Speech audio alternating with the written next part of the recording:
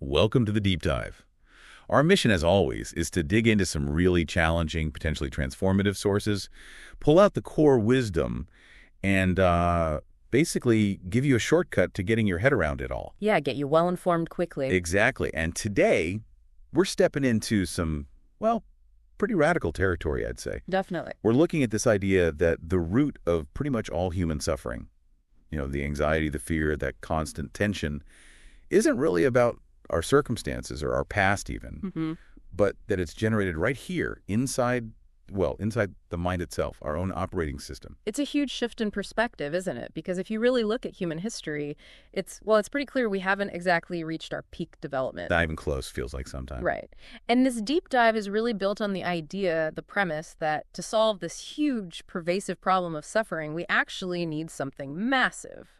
One source calls it a quantum leap in the evolution of consciousness. A quantum leap. Wow. So like transcending how we normally operate.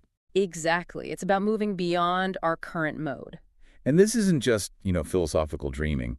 When you look at the research, people like Michael Murphy, he studied these extraordinary human capacities, didn't he? Across religion, sports, science. He did. And his work, among others, really shows proof that these advanced stages of spiritual maturity, they actually exist. They're achievable. And when people reach that state, what happens? Well, they start showing these incredible capacities, things like profound empathy, real deep love, heightened intuition, amazing vitality, even like a deep physical awareness. So we're not just talking about feeling a bit better or, managing stress. No, not at all. What we're exploring today is the conscious intention, the deliberate path to access these higher capacities that are sort of dormant inside all of us. Okay. So our mission for this deep dive then is to unpack that path, the path toward what the sources call being and presence. Key terms. These are the core states, right? Taught by guides like Eckhart Tolle. We need to really understand why getting unhooked from that incessant voice in the head. That internal monologue. Yeah, why disidentifying from that is the first, the absolutely essential step towards feeling free, towards liberation. And maybe the best way to really get this is through the author's own story, his origin story. It's kind of living proof that this huge transformation is actually possible. Right. He talks about living in just continuous anxiety, didn't he? Suicidal depression, even. A really deep state of personal suffering for years. Years, yeah. A constant background hum of dread. And then that anxiety just peaked right after his 29th birthday. He woke up one night just gripped by what he called absolute dread. Total terror. Yeah. And plagued by this horrific thought, I cannot live with myself any longer. Which is just, that's the feeling of total self-loathing, isn't it? Hating your own existence. Absolutely rock bottom. But in that moment, that extreme despair, it forced this incredible realization. He suddenly saw how absurd that thought was. Well, if I cannot live with myself, then there must be two of me in there. There's the I, the observer, the one doing the speaking. And the self that the I couldn't stand? Exactly. And he had this flash, maybe only one of them is real. And that was the quantum leap moment you mentioned earlier. He said he was so stunned by this weird realization, this split in himself, that his mind just stopped instantly, completely. Total consciousness, he said, but zero thought.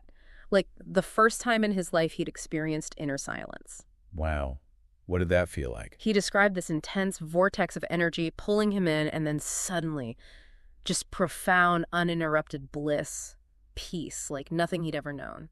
So the suffering self, that fiction of the mind, as he put it, built on all those years of worrying about the past and future. It just collapsed. Totally. All that was left was his true nature, the pure, eternal, ever-present I am. It's an incredibly powerful story. It really shows that this kind of radical shift, instantaneous, complete, it's available. Right. The moment you cut that tie with the thinking mind. The potential is there. Yes, absolutely. Okay, so that story is incredibly powerful, yeah. But it immediately makes you wonder if the solution is, conceptually as simple as just disidentifying from the mind. Why is almost everyone still, enslaved by it? Right. Why is human history basically defined by this pattern of suffering? Yeah. Well, it really boils down to a single fundamental mistake, a core error. Let's call it the identification trap. The identification trap. Okay, we mistake our ability to think for our actual identity, who we are. Ah. And you can trace that right back philosophically, can't you, to Descartes. I think, therefore I am. Exactly. That one statement perfectly captures the delusion, equating mental activity thinking with being, with our very existence. That's become like the default setting for Western consciousness especially. But the sources argue the mind isn't who we are. It's just a tool. A superb instrument, actually. A tool for very specific practical things, Yeah. solving a math problem, analyzing a business plan, figuring out how to build a house. Practical stuff. Clock time stuff, maybe? Right. The dysfunction only kicks in when we start looking for our sense of self in that tool. Yeah. When we let the time-bound mind basically declare itself the master. It's like believing your smartphone isn't just a useful device, but it's the totality of who you are. That's a great analogy.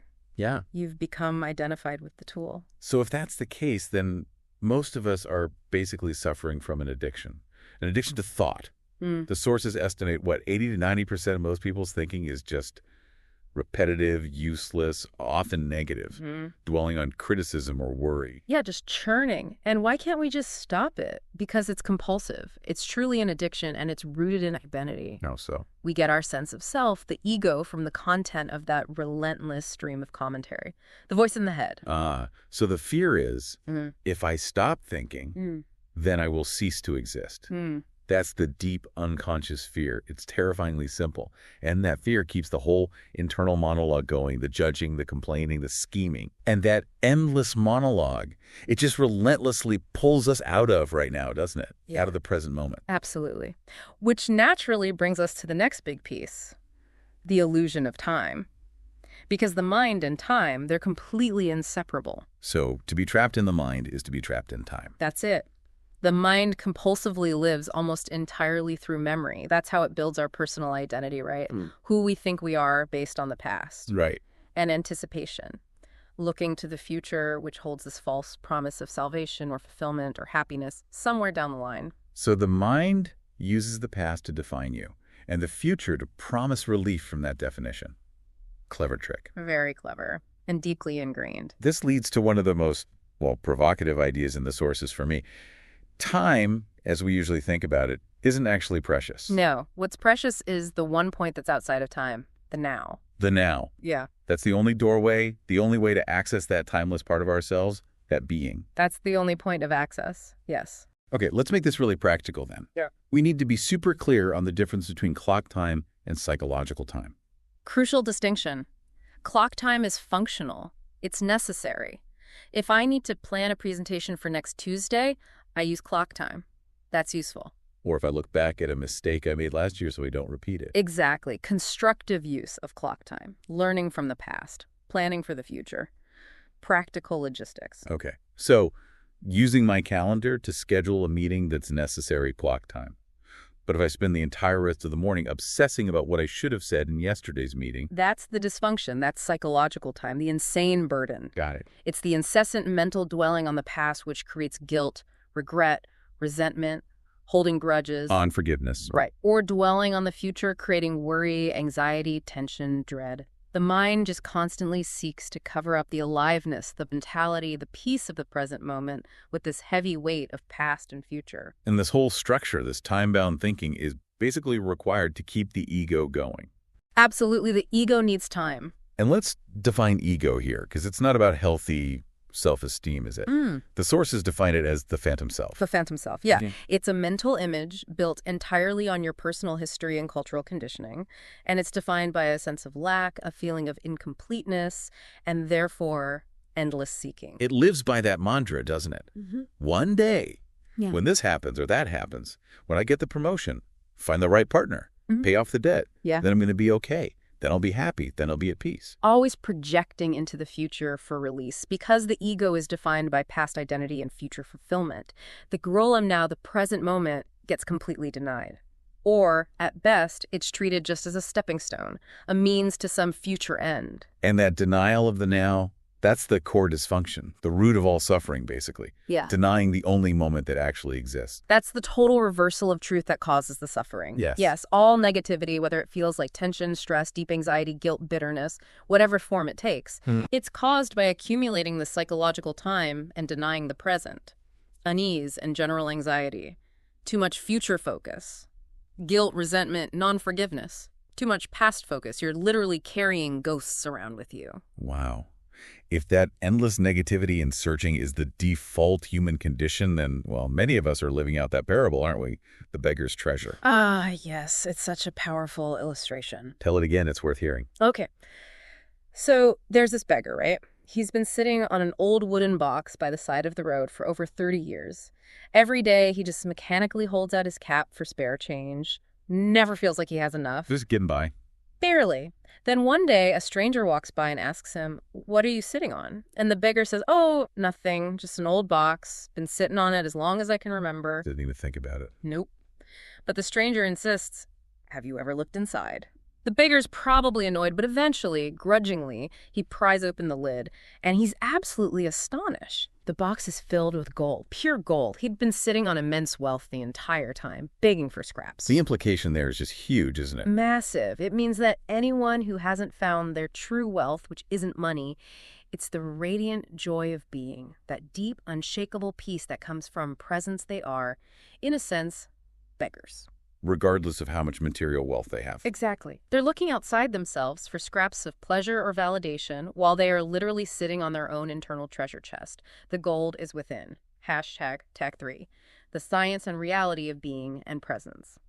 Okay, so to really understand the nature of this internal treasure, this state of being, we kind of have to challenge a really fundamental cultural assumption. The source material calls it myth, #3. This idea that the physical world, what we can see and touch, is basically all there is. Right. Traditional science, especially over the last century or so, has been very materialistically bound. The underlying assumption is if you can't measure it or probe it with the five senses or maybe complex instruments, then it doesn't exist or isn't important. Exactly. And that perspective has effectively excluded non-physical or, spiritual dimensions from our standard map of reality. But then you have what's called the perennial philosophy.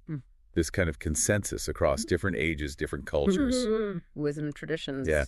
And they've consistently said that reality is much bigger. It's continuous, maybe multidimensional, running from the most dense, least conscious stuff, like matter. Rock bottom, so to speak. All the way up to the least dense and most conscious, which is the spiritual dimension. Spirit being, whatever you want to call it. And what's really fascinating now is that modern physics, believe it or not, is actually starting to provide some potential support for this bigger multidimensional model. How so? Well, think about the work of someone like David Bohm. He was a physicist, a contemporary of Einstein. He developed this model of the explicate and implicate order. Explicate and implicate. The explicate order is the physical, visible world we see, the unfolded reality. But Bohm argued that this is just secondary, derived from a deeper, interconnected, implicate or enfolded order. A non-physical matrix underneath everything. Wow. Okay. And are there experiments that point to this? Things that are hard to explain with the old model? Definitely. Like the aspect experiment in France back in 1982 was a famous one. It showed that two quantum particles, once they're connected and then separated, even by vast distances. They stay linked. Instantly. You change one and the other one changes instantaneously, faster than the speed of light. Einstein famously called it spooky action at a distance because it baffled him. Spooky?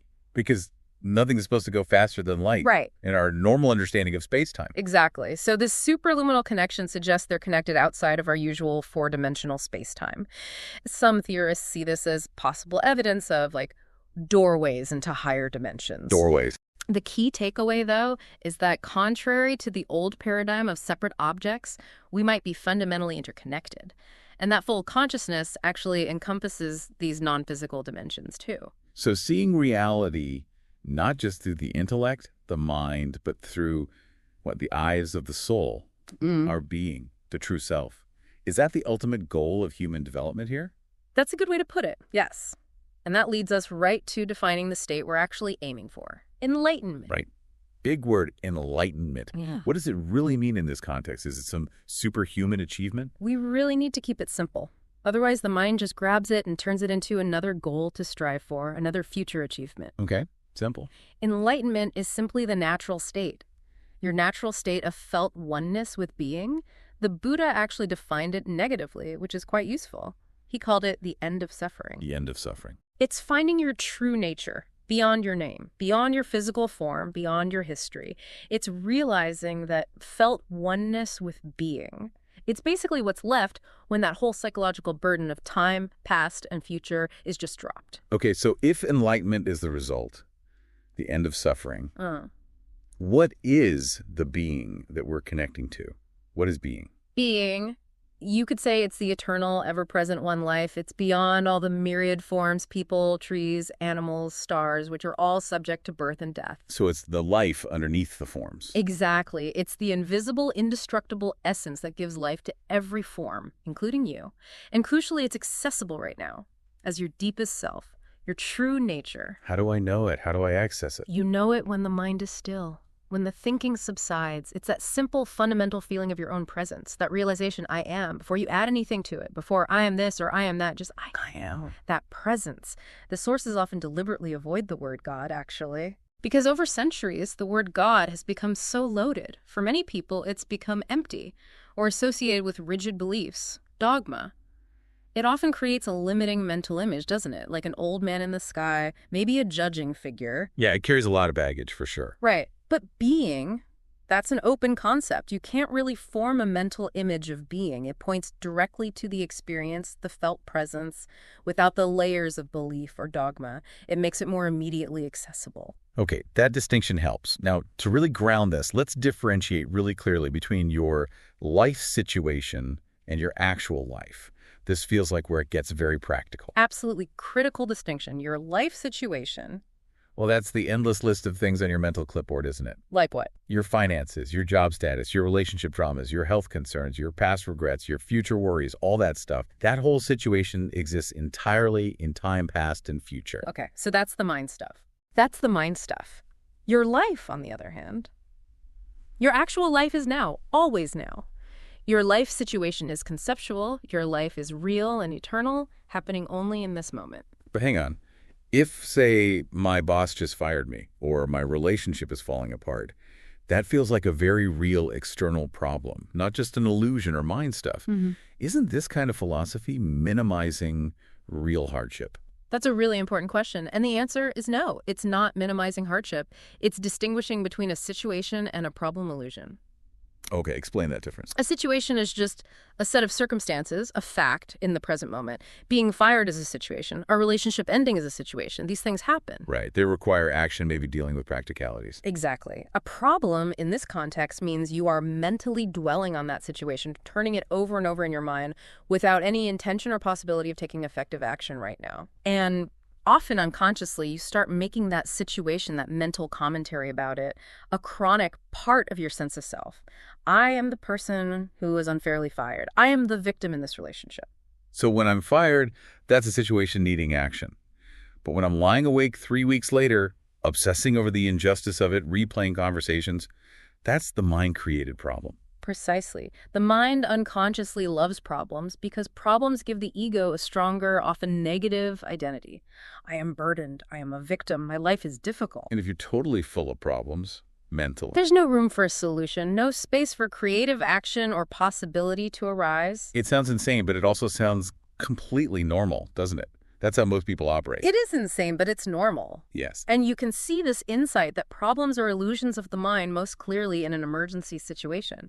Think about a real life or death crisis. Okay, like a car accident? Or... Yeah. In those moments, what happens to your personality, your history, your future worries? They just vanish instantly. Exactly. The mind stops. The personality with its past and future temporarily recedes, and it's replaced by this intense, alert, conscious presence. Something much more powerful takes over and guides instantaneous, incredibly effective action. No time for thinking. Right, you just act. And that state, free of time, free of problems, is that the rush people get from dangerous activities like rock climbing or extreme sports or racing cars. That's exactly what the sources suggest. People aren't necessarily addicted to the danger itself, but to the intense, alive, conscious presence that those high-stakes situations force upon them. It temporarily frees them from the burden of their time-bound personality, their problems. So they're unknowingly seeking presence. They are. But the great news is you don't actually need to climb the north face of the Eiger or drive at 200 miles an hour to access that state. No, you can enter it right now through simple, conscious intention. #hashtag YV. Practical tools for accessing presence. Okay, so we've defined this incredible state presence being the end of suffering. But let's be real. For the average person, maybe stuck in traffic, stressed about work, this can feel completely out of reach. Impossible, even. Yeah, it feels distant because the old mode, the time-bound, mind-identified mode, is so deeply embedded, it's our conditioning. So how do we actually build the doorway? How do we get there from here? We need the practical steps, the tools. Absolutely. And the sources give us several really effective practices for making that shift, for moving into the, let's start with the foundational one. Tool number 1, watching the thinker, becoming the observer. Watching the thinker. So basically, I start trying to listen to that voice in my head, the one that's always commentating, judging, speculating, worrying, my own personal radio station that just never seems to turn off. That's the one. But the key is you have to listen impartially, without judging what you hear, without condemning it. Why no judgment? If it's negative chatter, isn't it bad? Because judging the voice is just the voice coming back in through the back door. It's more thinking. The real shift happens when you realize, wait, there is the voice, and here I am, listening to it, watching it. Ah, so there's a separation, a witness. Exactly. And that I am realization, that sense of being the witness, it's not another thought. It's a deeper awareness arising from beyond the mind. Okay, so when I listen as the witness, I'm aware of the thought, but I'm mainly aware of myself as the awareness, the watcher. Yes. And that simple act activates a higher dimension of consciousness. It's like a new dimension comes into the situation. What happens to the thought then? Well, the thought is basically energy. When you withdraw your identification, your energy from it, it loses its power over you. It can't sustain itself. It starts to subside. And that creates a gap. Yes. A discontinuity in the mental stream, a crucial gap of no mind. This is incredibly important. Initially, these gaps might be really short, maybe just a second or two. Fleeting moments of quiet. Exactly. But as you practice, as the gaps lengthen, you start to feel this inner stillness, a deep sense of peace, and maybe even a subtle sense of, well, the joy of being emanating from within. And just to be clear, this isn't like zoning out or going into a trance, right? Not at all. You're actually highly alert, highly aware, fully present. You're simply withdrawing consciousness from the mind forms, the thoughts. It's like turning off a noisy TV and suddenly noticing the quiet, peaceful room you're actually in. Okay, so watching the thinker is the main entry point. What's tool number 2? Tool 2 is focusing on the Fershen.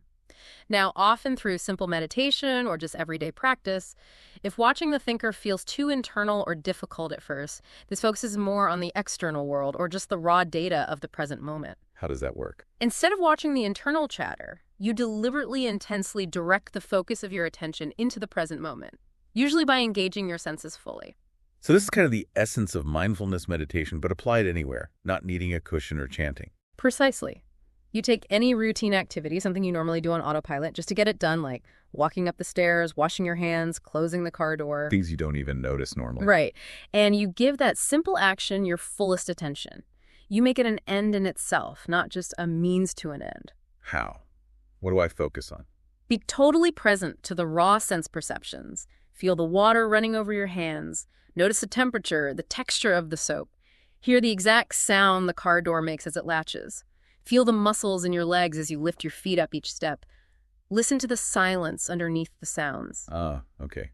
Just pure sensory input without the usual layer of mental commentary on top. Exactly. And it's actually a deeply satisfying thing to do because it pulls your consciousness away from all that useless mind activity and anchors it firmly in the sensory reality of the wellness. Yes. It brings you right here. Okay, that makes sense. Tool 3 introduces an even deeper anchor, you said. Inner body awareness. The doorway into being. Yes. This is powerful. Most of us live almost entirely in our heads, disconnected from our bodies unless they hurt or demand something.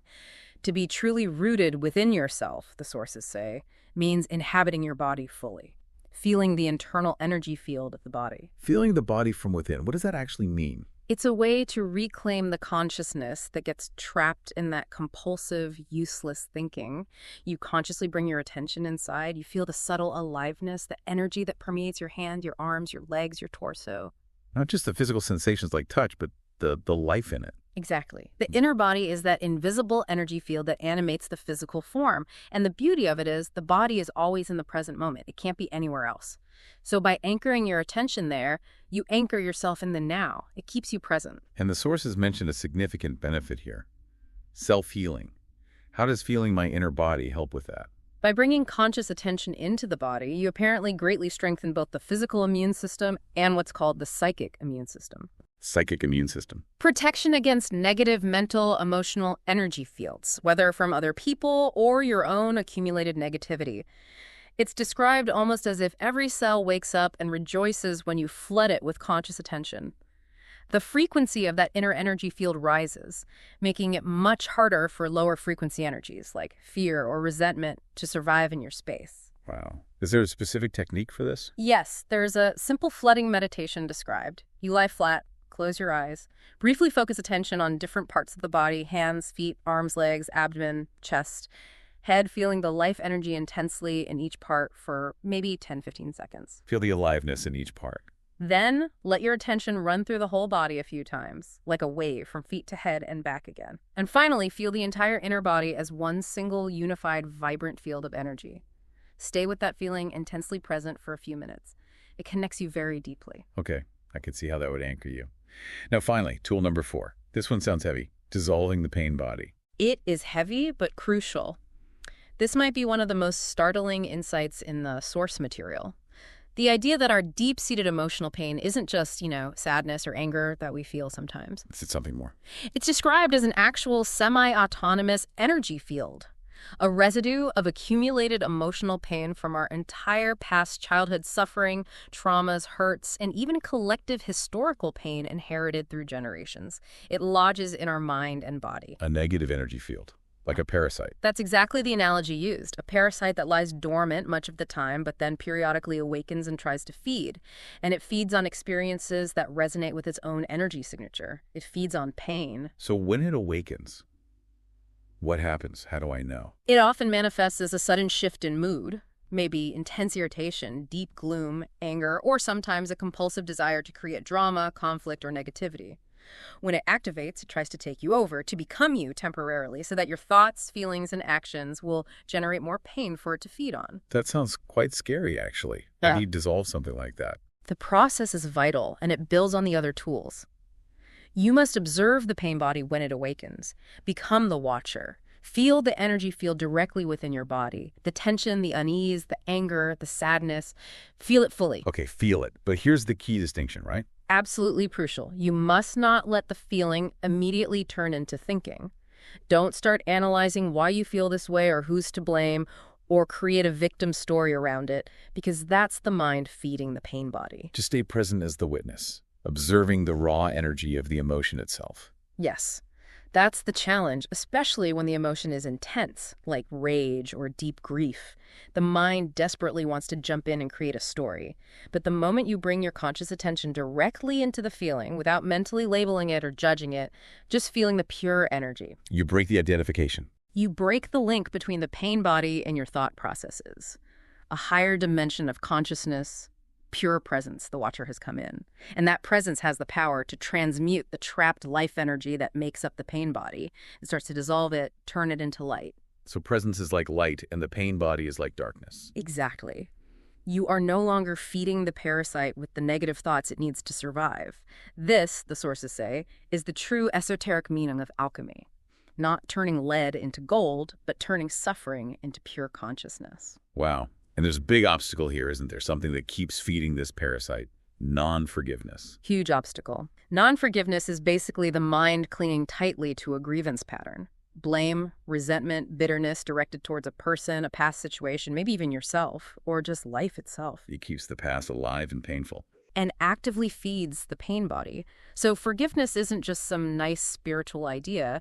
It's presented as a practical necessity for dissolving past pain. It means consciously relinquishing your grievance, letting go of that mental story and the negative emotions attached to it. It's letting go of your resistance to life as it is right now. And only the conscious you, the witness, the I am, can actually do that. The mind itself won't let go of its grievances. The mind loves its grievances. They strengthen the ego. Only presence, only the conscious you can truly forgive by seeing the illusion for what it is and choosing to let it go. Hashtag QV, surrender, relationships, and evolution. Okay, so these internal shifts we've been talking about, getting out of the mind, watching the thinker, feeling the inner body, dissolving the pain body, they must have huge implications for our external lives too, right? Starting with how we actually act in the world. Absolutely. The quality of your inner state determines the quality of your outer actions. And the core concept here is something called surrendered action. Surrender. Now, that's another word that can be easily misunderstood. A lot of people hear surrender and think resignation, passivity, just giving up. Exactly. They think, oh, I surrender, so I guess I'll just sit here and do nothing while the world goes crazy or the bills pile up. But that's not surrender at all. That's resignation, which is actually a form of negativity, often rooted in resentment or despair. So what is true surrender in this context? True surrender is the simple yet profound wisdom of yielding to the flow of life. It means accepting the present moment, this tiny segment called the now, unconditionally. Whatever this moment contains, you accept it fully without internal resistance. Okay, so I accept what is right now, even if it's unpleasant or difficult, and then what? Then, once you've accepted the isness of the now any necessary action can flow from a completely different quality of consciousness. Instead of acting from anger or fear or frustration or discontent. You act from a place of peace. Yeah. From presence. What? From being. Exactly. And action arising from that state is far more intelligent, powerful, and effective than action arising from negativity. Why is that? Because action from negativity is reactive. It's usually fighting against something. Action from presence is responsive, it aligns with the whole, and often brings creative solutions you couldn't have seen when you were trapped in resistance. And when that compulsive striving stops, that grim determination driven by fear or the ego's constant need to achieve, to become someone. When that ceases, the sources say the joy of being starts to flow into everything you do, even mundane tasks. There's an ease, a lightness, and this non-attachment to the results of your actions. That's called karma yoga in ancient traditions, consecrated action. So you do what needs to be done, you do it with full attention and presence, but you're not desperately attached to a specific outcome. Precisely. And paradoxically, the results often turn out better because you're not fighting the present moment. You're not creating internal friction. You're working with life, not against it. This leads to what you called the ultimate shift earlier, a really major takeaway. Yeah. The quality of my consciousness right now is actually determining my future. Fundamentally, yes. If your mind is filled with problems, worries, and negativity now, you are unconsciously creating or attracting more of the same in the future. The energy you put out creates your reality. So the past can only really be dissolved now, and the future can only be created now. Exactly. You cannot become free in the future. The future is just a mental projection, usually based on the past. True change, true freedom only ever happens in the middle. Now, the only moment that ever truly exists. Wow. Okay. Now, let's look at how this plays out in our interactions with others. Relationships. The sources say relationships are basically the ultimate spiritual practice. They really are, though we're often conditioned to think completely differently about them, aren't we? Yeah, we usually think relationships are here to make us happy, to fulfill us, to complete us somehow. And that expectation, that very idea, is the source of so much pain and dysfunction in relationships. Most people confuse what the sources call addictive, clinging, a strong ego neediness, trying to find a more complete sense of self through another person with actual love. So that kind of love isn't really love. It's egoic love, and it's inherently dualistic. It swings back and forth, doesn't it, between intense pleasure and intense pain, attraction and attack, love and hate, sometimes in the same day. Yeah, the classic love-hate relationship roller coaster. Exactly, because it's based on need and attachment, not genuine connection from being. True love, the sources say, is a state of being. Yeah. It arises from within, and it has no opposite. It's simply there, like the sun. Okay, so here's the maybe harsh truth then. Relationships are not primarily here to make us happy or fulfilled. But to make us conscious. To make us conscious. How? They act like mirrors or catalysts. They inevitably magnify our deepest unconscious patterns, our egoic defenses, our hidden pain. They trigger the pain body like nothing else often can. Because of the intimacy and the stakes involved? Yes. They bring all the unconscious stuff bubbling up to the surface so that it can be seen and dissolved. That's the spiritual opportunity. So the challenges in relationships aren't failures. They're actually opportunities for awakening. If you use them consciously, yes.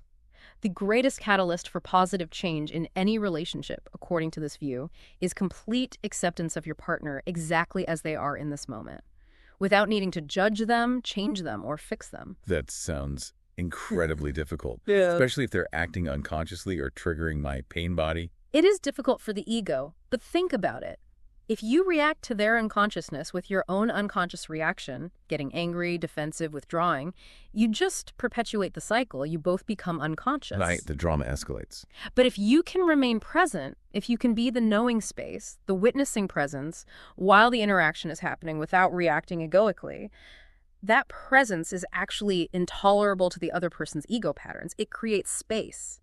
And ultimately, it can dissolve the conflict without fighting. You bring consciousness into the situation. You don't resist their state, you allow it to be while remaining present yourself. Exactly. That moves the relationship beyond the level of ego and mind games. Now, there was a fascinating point in the sources about general gender dynamics in this process. You mentioned men and women might face different primary obstacles. Yes, it's a generalization, of course, not true for everyone, but the sources suggest a common pattern.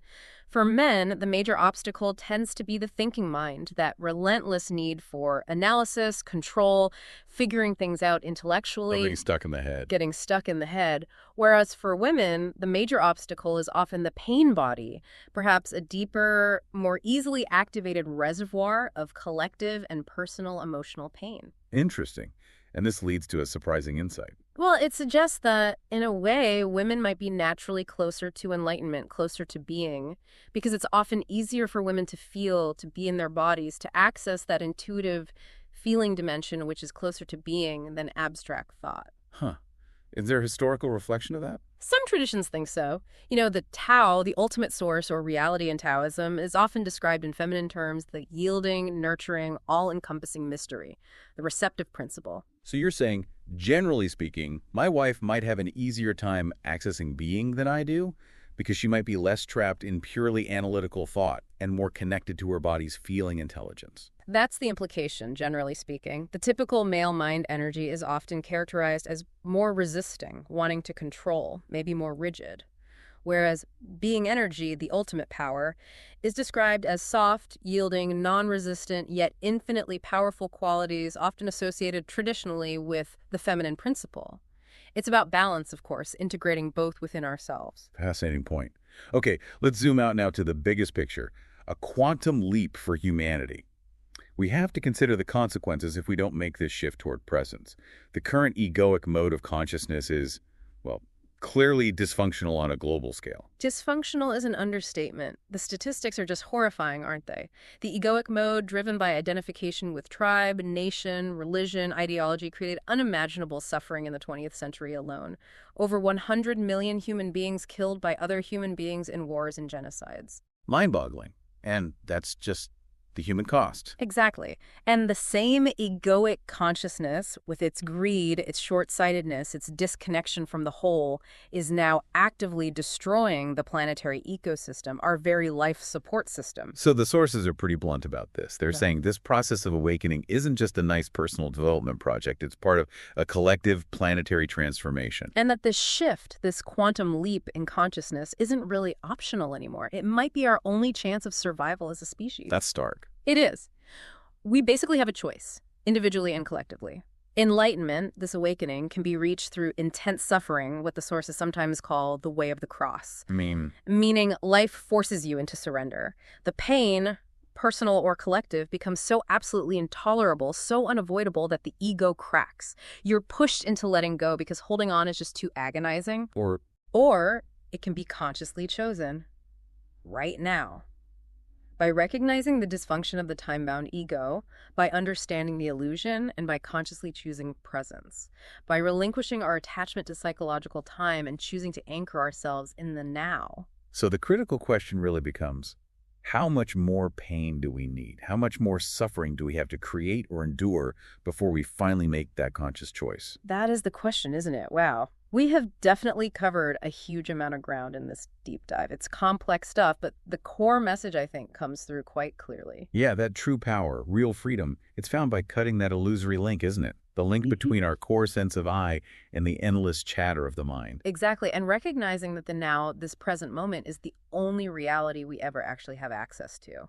And using those practical tools we discussed, being the watcher, focusing on the now through the senses, feeling the inner body's aliveness, accepting and observing the pain body without feeding it. Using those tools to consciously access that deeper dimension, the dimension of being, stillness, peace. And the profound result, the payoff, is inner freedom, isn't it? The moment you're no longer psychologically dependent on the future for your fulfillment or salvation, you're free now. That's it. External events, failure, success, they still happen, but they lose their power to fundamentally shake your inner state of peace. You stop being that beggar constantly looking outside for scraps of validation or happiness. You realize the treasure was within you all along. You know, to kind of wrap things up, it's worth reflecting on that wisdom from Marcus Aurelius, the Roman emperor, incredibly powerful man, but also a deep Stoic philosopher. What did he say? He wrote something like, "Accept whatever comes to you woven in the pattern of your destiny for what could more aptly fit your needs." Wow. That's the essence of surrender and acceptance right there, isn't it? Seeing that now whatever it brings is exactly what you need for your growth, for your awakening, your teacher. Perfectly put. It's seeing the perfection in what is, even when the mind labels it imperfect. Okay, so if the illusion of psychological time and our personal suffering are truly inseparable, and if fear is basically just the result of avoiding the present moment, avoiding what is, then maybe the most provocative practice we can take away from all this is, well, the idea of dying before you die. Meditating deeply on impermanence. Yeah. Go into that fully as a practice. See your physical body, this form you identify with, eventually dissolving. Let go of all the mind forms too, your name, your personal history, your roles, your successes, your failures, your future expectations. Let it all mentally die. And when you're left with nothing, no form, no concept. Realize what remains. Only the names, the forms, the illusions can perish. That which is real, that underlying awareness, the divine presence that you fundamentally are, it remains. Radiant, untouched, fully awake. When you touch that deathless dimension within yourself, when you realize that nothing real about you can ever truly be threatened, then you're instantly free, aren't you? Free from fear, free from attachment to the whole drama of gain and loss in the world of form. That presence, that simple, profound I am. That's the ultimate truth of who you are. a powerful place to end. Indeed. Until next time, keep diving deep.